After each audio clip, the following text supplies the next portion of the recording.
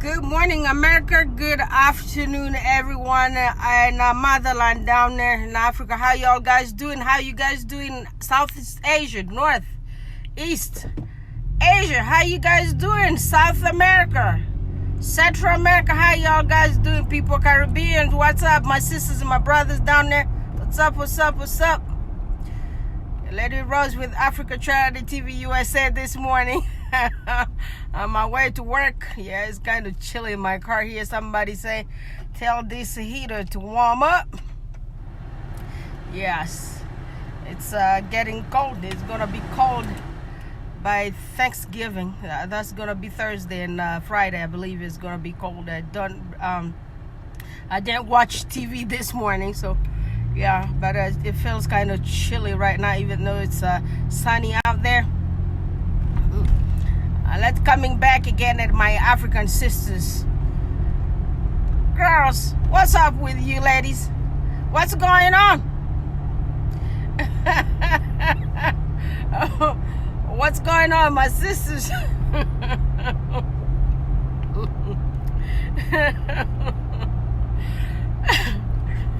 This thing here, we need to talk about it.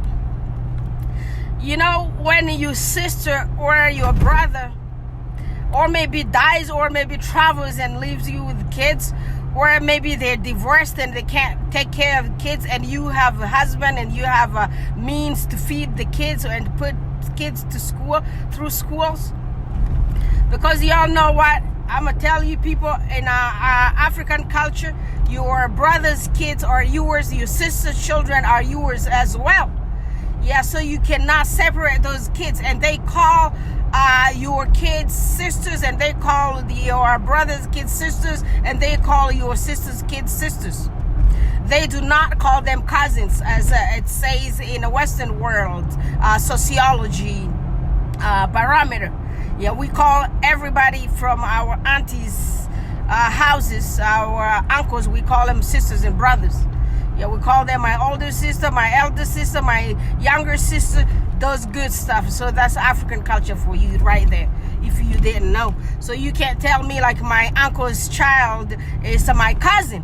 You tell me my uncle's child is my sister or a brother. Yes, that's how we grew up and that's how we were raised, and it's hard to change us. You can't really convince us much down there about that. But the Western sociology says other thing. It says you guys are cousins, and I believe in that way too. But I think I believe in our way also. Yes. So here we go. For example, if I died and left my children with my sister or my brother, you will see those sisters of mine and my brother mistreating my child. Yes, and sometimes I just don't call it like mistreating the child, because most of the times they're actually teaching your kid how to be responsible, how to do their housework, how to do dishes, how to cook, how to raise their little brothers or sisters in the house. Yeah, but my concern is that why is it that the kid whose parent is not present has to do all the work in the house? Why don't you separate those duties and give, let's say, Robert, you gonna take trash out. Samuel, you gonna mop this hallway. This other one is gonna wipe the TVs and stuff. This other one is gonna help mama with cooking. Why don't you do that? You just gotta take that kid whose parent is absent to do all the work in the house. They become the mothers in the house. They don't really do their homework well, and they don't really do good in schools either. And next one you know, that kid is suffering from depression. And that kid is suffering from grief. They're grieving their parent who is not present. And some of those parents, we are here and in diaspora, and we left our children back in Africa. And we have our own family members asking money to buy stuff for our children. But meanwhile, they're really not buying anything for our kids.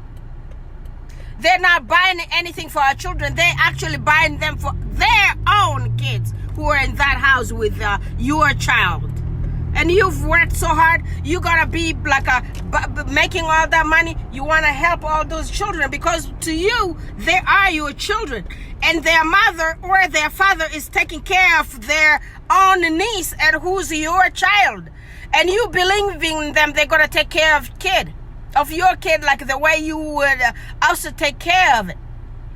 But that's contrary. I don't know if it's because of misery, but there's no excuses. Because, I can't do stuff like that to the child that I call mine, my own DNA, my little brother's child, my little sister's child, my older sister's child, my older brother's child. I can't do that to them. In their right mind, I will definitely treat that kid even better than mine because I do not want them to feel like they're missing something or think too much about their parents and get them into depression, and then they grow up and being like a troubled teenagers or get a pregnancy when they are still very young. Because in the house, there's no one showing them love.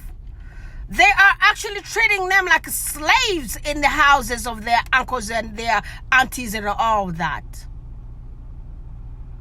Why are we doing that, African mothers and brothers? Why? Why are you doing that to your own DNA? Why?